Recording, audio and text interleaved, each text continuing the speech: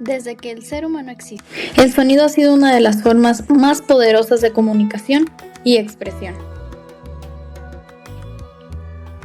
Sin embargo, durante miles de años, fue algo efímero. Una canción o una voz solo podían escucharse en el momento en que ocurrían. Todo cambió cuando alguien tuvo la idea de guardar el sonido, de capturarlo para escucharlo más tarde.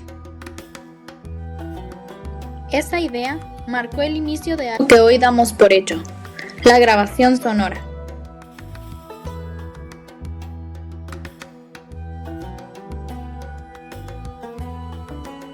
Antes de que existieran los discos, los cassettes o las grabadoras, hubo inventores que intentaron ver el sonido.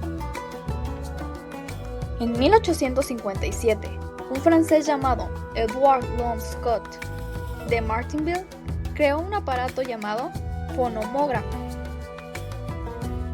Este invento podía registrar vibraciones del aire, provocadas por la voz o un instrumento, sobre una hoja de papel cubierta de holín. Lo curioso es que ese sonido no se podía reproducir, solo se podía mirar como una especie de dibujo.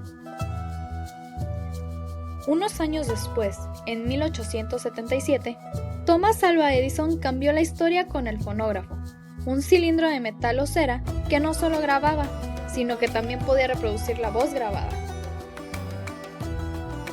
Después, apareció el gramófono, inventado por Emily Berliner, que reemplazó los cilindros por discos planos. Así nacieron las primeras discográficas, y el sonido empezó a volverse parte del comercio y la vida cotidiana.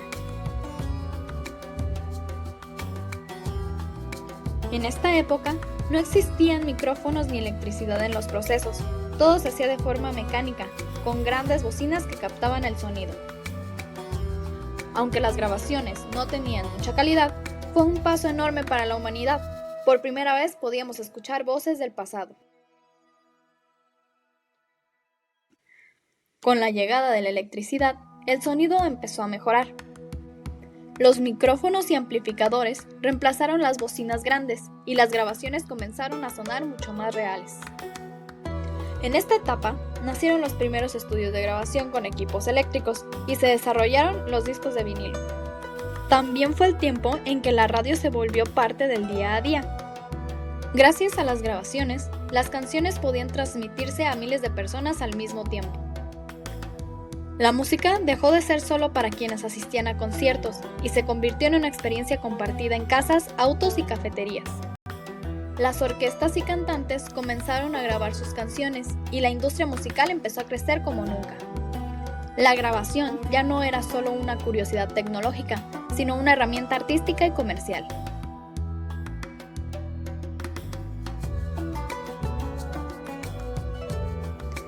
Después de la Segunda Guerra Mundial, el mundo entró a una nueva etapa tecnológica.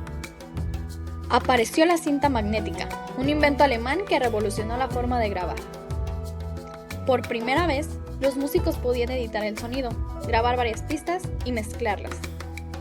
Esto dio paso a los estudios de grabación modernos. Ya no era necesario grabar toda una canción de una sola vez. Si alguien se equivocaba, se podía repetir solo esa parte. Además, la cinta permitía experimentar con efectos, cortes y sobregrabaciones.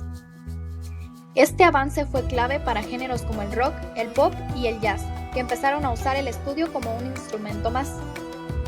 En los años 60, la empresa Philips lanzó el cassette de audio, más pequeño y práctico que los carretes de cinta. Esto permitió que la gente grabara en casa, hiciera sus propias mezclas y compartiera música de forma personal.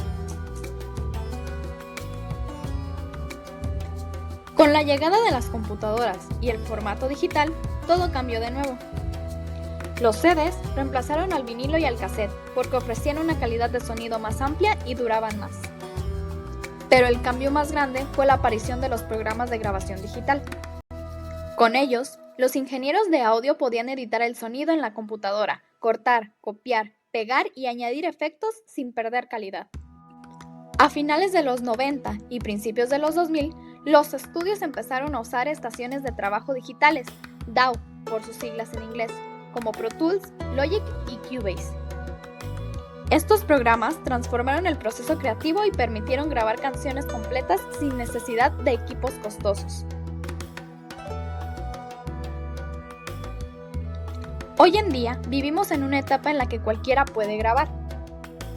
Ya no se necesita un estudio enorme, basta con un micrófono, una laptop o incluso un celular. Plataformas como GarageBand, FL Studio, Ableton Live o Audacity permiten crear música profesional desde casa. Además, el Internet y el streaming cambiaron cómo se comparte la música.